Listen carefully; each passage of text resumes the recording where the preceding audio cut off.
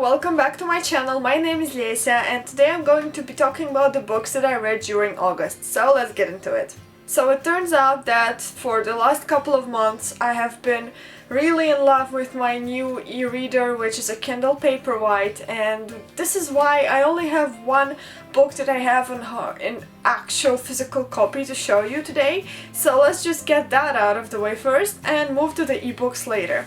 So the book that I finally finished was Margaret Atwood's Handmaid Tale. This is the collection that I borrowed from the library, and to tell you the truth, it's severely overdue. I took this humongous book from the library in the beginning of July and it is now September, so we can say that I'm definitely going to have to pay a fine for this book, but then again I don't mind because I finished it, it's a classic, it has been worth it. So I've read Handmaid's Tale and it has taken me quite a while to finish it.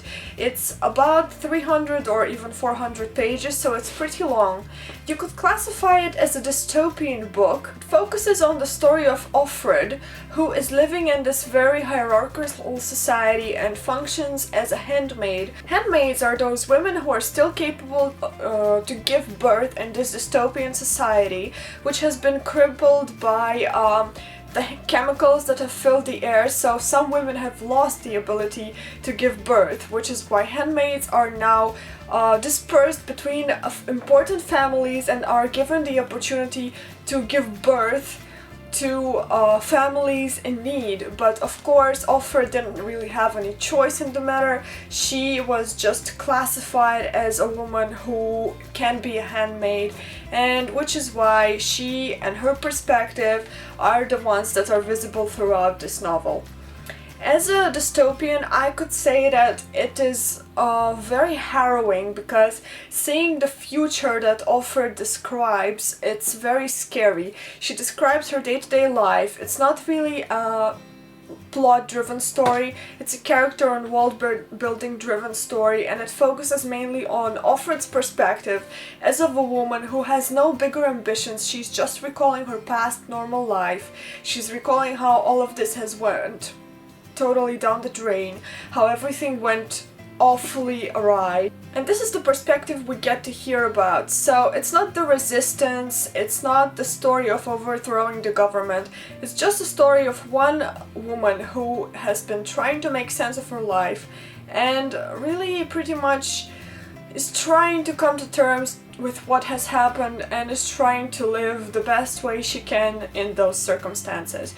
So it's a very important book. I advise everybody to read it because it is so mind-blowing. It's important to hear what she has to say, because this is how we preserve our humanity. I gave this book around 4 stars. It's very important. I liked it. It has taken me a long time to finish, but still I did it and I'm proud of myself. The couple first ebooks that I finished during the month of August, in the very beginning of August actually, was The House of Hades and The Blood of Olympus, and I moved on to The Trials of Apollo, which is a new series that focuses on the god Apollo, who has appeared in Rick Riordan's previous works. And as a character, we're following him being punished by Zeus and turned into his 16-year-old self with zits and stuff, like a teenager in his acne stage, trying to make sense of his punishment, landing in New York and trying to basically stay alive. And it's hilarious because, as we remember, Apollo as a god has been this total show-off who likes to use his carriage around the sky, and he really likes music and he's very self-obsessed. His perspective was so, self-centered, especially at the beginning. And what I loved about the book is that every new chapter starts with a haiku, and usually they're absolutely hilarious. So absolutely loved that, gave it 5 out of 5 stars. And we also get to see some side characters that were in the Heroes of Olympus series, and now they're in the main series, aka Reina, whom I love, and I can't wait to see her appear more in the second book of the series. Oh gosh, I'm sorry, the cat startled me. Last but definitely not least, To Like the Lightning by Ada Palmer.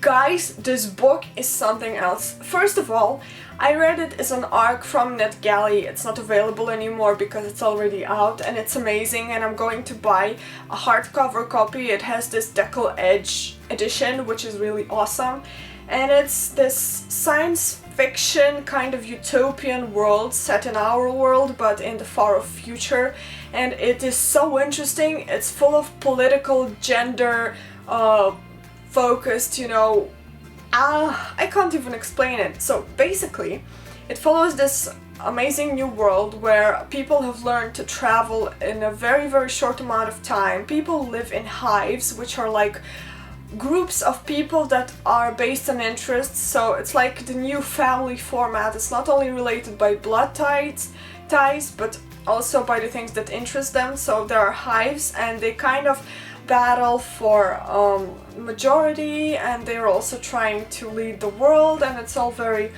very confusing. The thing about the book is that Too Like the Lightning is set in a world where people have ceased to refer to male and females by he or she. They just use they for everyone. Doesn't matter if it's a woman or a man. It's kind of this gender blind society, which makes it very interesting because the narrator, Mycroft, is trying to go back into the old ages where people still used he or she gender distinctions.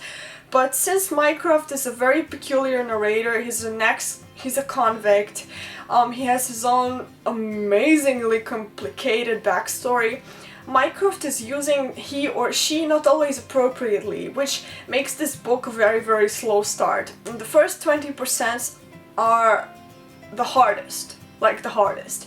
And once you get into it, it's really hard to be pulled out of it. And Mycroft is kind of using he or she whenever he thinks they're applicable to the person.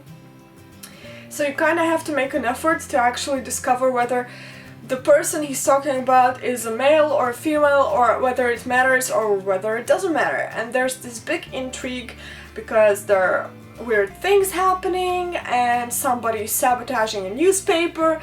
And guys, I will probably do a full review once I get my hardcover copy. This book was split into two parts. So the first one is Too Like the Lightning, which is out already and you can buy it. And the second is Seven Surrenders, which will be out by the end of the year, or I think in January 2017. And I will be buying that also, and I will be reviewing the series for you because it's completely amazing. I need to do a separate spoiler-free review on it because it is so worth it. So that was it for my reading month. Obviously I gave Too Like the Lightning 5 stars, even though it was a very slow start. I just can't do anything else about it. I love it. And I would reread it in a heartbeat, which is a very good thing, considering science fiction is not always my thing. That's all for this video. I hope you liked it. If you did, leave me a thumbs up, and don't forget to subscribe to my channel so that we can talk about books and I can share my vlogs and experiences. It's all pretty amazing, really. YouTube has come so far. Anyway, thank you for listening to me, and I'll see you guys on the next video. Bye bye!